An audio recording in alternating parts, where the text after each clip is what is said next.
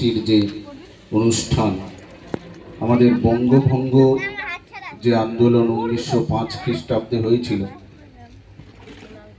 বাংলাকে ভাগ করবার যে চক্রান্ত লর্ড কার্জন করেছিলেন, সেই ব্রিটিশ শাসনের অন্ধকার একটা দিক, তার নিবারণের উদ্দেশ্যে আমাদের দেশপ্রেমিকরা রাখি বন্ধন উৎসব সৃষ্টি করেছিলেন। তার মধ্যে রবীন্দ্রনাথের নাম সব থেকে আগে আসে। এছাড়া আমরা মহাভারতে চলে গেলে শ্রীকৃষ্ণ এবং তার বোন, এদের মধ্যেও রাখি বন্ধনের একটা অনুষ্ঠান আমরা জানি। তো সেই বিস্তারিত আলোচনায় আমি যাচ্ছি না।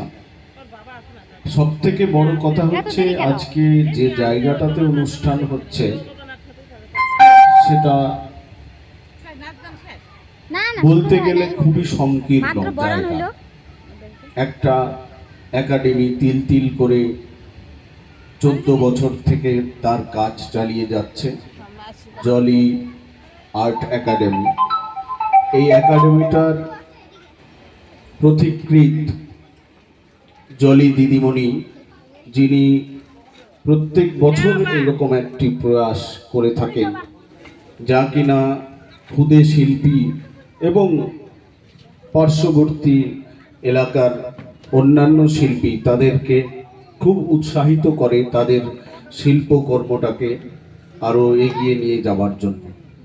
আজকের দিনে একটি চিত্রকলার প্রতিযোগিতা হয়ে গেল ক্ষুদে শিল্পীদের মধ্যে, 3টি বিভাগে হয়েছে। এরপরে বিভিন্ন শিল্পীরা রয়েছেন, তারা সঙ্গীত পরিবেশন করবেন। এই যে সাংস্কৃতিক পরিবেশ, এটাই কিন্তু আমাদের ভারতবর্ষের একটা মূল স্তম্ভ। কারণ সংস্কৃতি না থাকলে আমাদের দেশটা থাকবে না। ভারতবর্ষকে মাদার কান্ট্রি বলা হচ্ছে। সমস্ত পৃথিবীতে যত দেশ আছে তাদের মাদার কান্ট্রি, তার মানে